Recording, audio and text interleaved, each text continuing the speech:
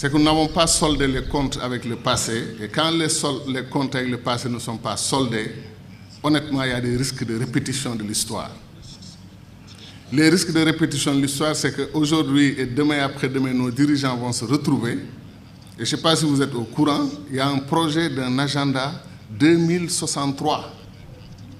L'Afrique maintenant a comme unité de mesure 50 ans. Moi, je trouve ça extraordinaire. Et honnêtement, on arrivera à un moment où ce ne sont plus les arguments, c'est les convictions qui vont jouer. Moi, je suis convaincu que ça prend des leaders africains, ce qu'on appelle les leaders accélérateurs.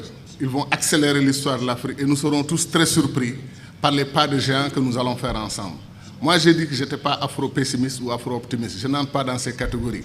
Je suis afro-inconditionnel parce que je suis convaincu que l'Afrique aura son tour dans l'histoire de l'humanité qui est actuellement en marche. Si nous croyons que l'Afrique ne peut s'en sortir fondamentalement et être dans la cour des grands qu'en réalisant son unité, mais qu'on règle la question de l'unité, comment on va y arriver?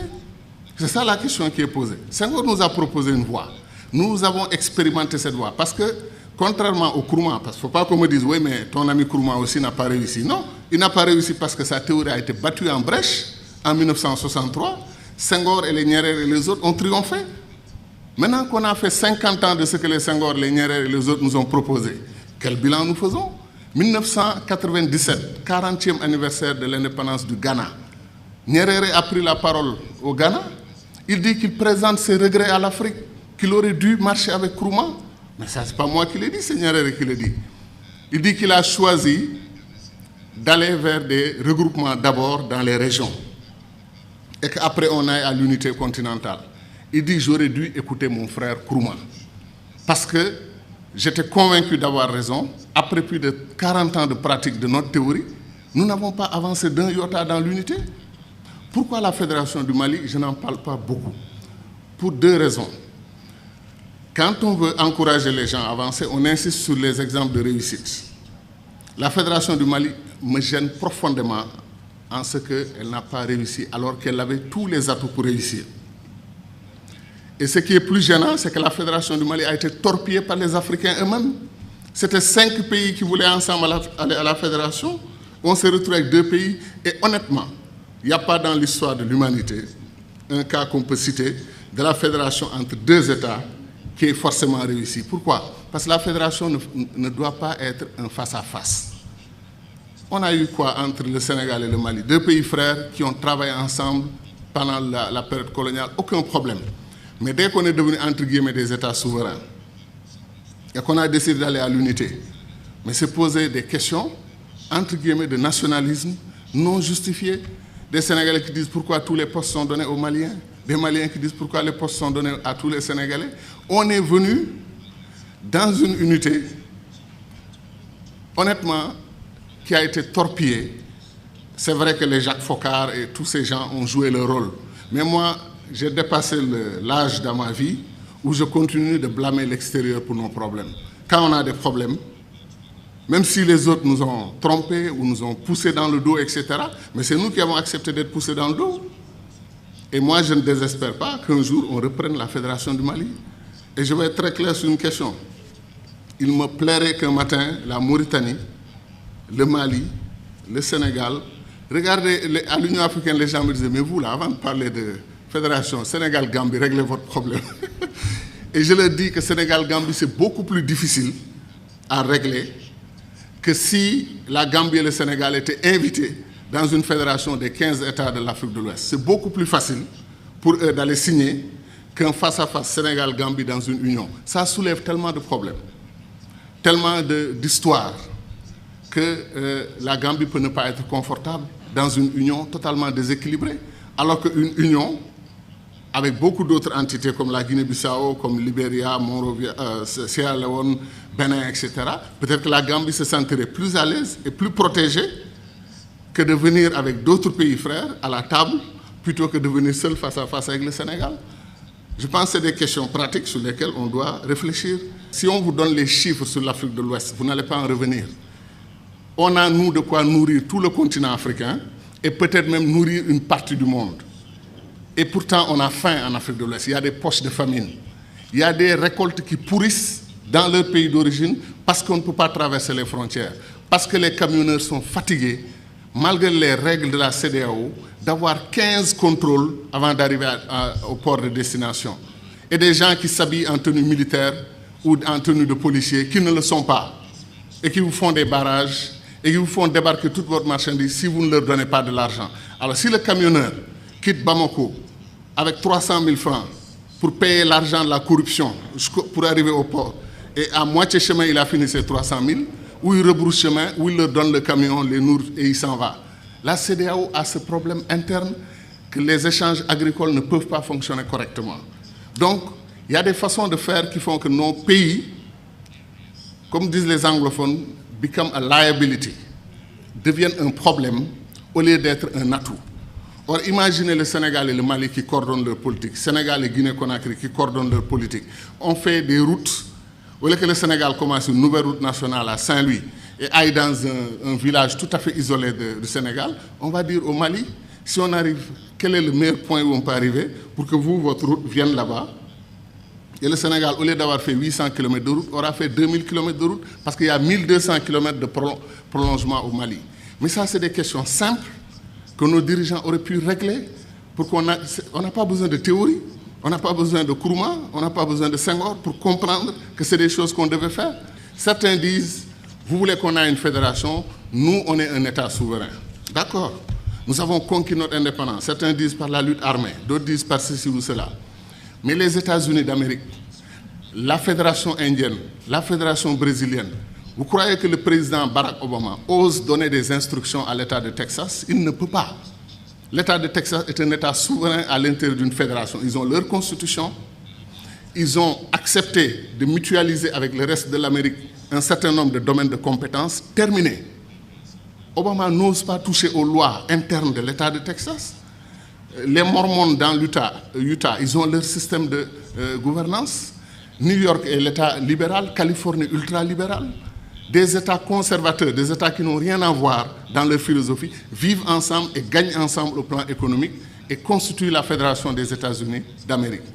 Donc quel est notre problème, nous, Africains? Le panafricanisme doit être clair sur une question. Le panafricanisme n'est pas une unité des États noirs. Un Cheikh Anta montrait que les Arabes, 3 Arabes sur 5 sont des Africains aujourd'hui. L'héritage du peuple arabe doit être réclamé par l'Afrique plus que tout autre continent. Donc de ce point de vue, l'unité arabo-africaine devrait être une réalité en Afrique. Les États-Unis d'Afrique devaient concerner tout le continent africain. Et nous ne voulons pas qu'une partie du continent africain se détache pour aller dans la Méditerranée, travailler avec les Européens. Vous avez vu l'UMP et tout ce qu'ils ont tenté ensemble, ça n'a rien donné. L'avenir des pays arabes, maghrébins, c'est l'Afrique. C'est leur profondeur africaine. Tant qu'ils voudront s'allier avec l'Europe ou chercher d'autres alternatives à l'Afrique, ils n'y arriveront pas. Parce qu'ils sont sur le sol qui leur appartient aujourd'hui et qui s'appelle l'Afrique. Mais les contradictions, il y a un magma de contradictions. Ce qui se passe en République démocratique du Congo est un scandale permanent. Des pays africains entrent en République démocratique du Congo, prennent les ressources dont ils ont besoin et repartent. Quand les Belges ou les Français ou les Américains ou les Chinois le font, nous crions. Mais quand des Africains le font, on appelle à des négociations, etc., etc. Il y a des injustices que des Africains commettent sur d'autres Africains.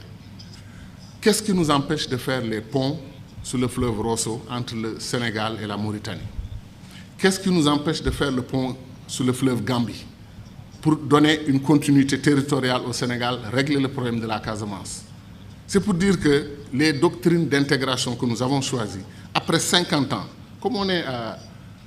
C'est le jour de l'anniversaire. On dit notre bonheur pour ce qui a été fait, mais disons aussi notre préoccupation pour ce qui n'a pas été fait. Nkrumah, depuis 1958, dit que le barrage de Dinga au Congo peut donner de l'électricité à toute l'Afrique, régler le problème de l'énergie. L'Afrique pourra même exporter de l'énergie. On n'a pas commencé 1 centimètre du barrage de Dinga. On nous dit que le barrage de Swapiti en Guinée peut donner de l'énergie à toute l'Afrique de l'Ouest. Où en est le projet? C'est-à-dire des choses simples qu'on pouvait faire et qu'on n'arrive pas encore à faire. Pour aller en Afrique centrale, moi, je fais 4 jours. 1 jour de voyage, 1 ou 2 jours pour régler les affaires que je veux faire là-bas. Après, c'est la bataille pour le retour. La dernière fois, je suis allé à Douala. Air Sénégal a annulé son vol. Je suis resté 6 heures à l'aéroport. Et après, on m'a dit que non, Air Sénégal n'a pas tout à fait annulé. Ils arrivent. On prend 2 avions et on dit qu'on a une compagnie aérienne.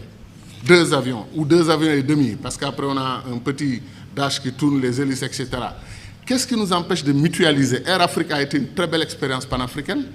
Depuis qu'on l'a perdu, il n'y a rien. Comme disait l'autre, on fait de la compétition ruineuse entre nous. Un pays africain accepte, refuse de prendre votre offre pour exploiter son pétrole, votre offre de 10%, il refuse.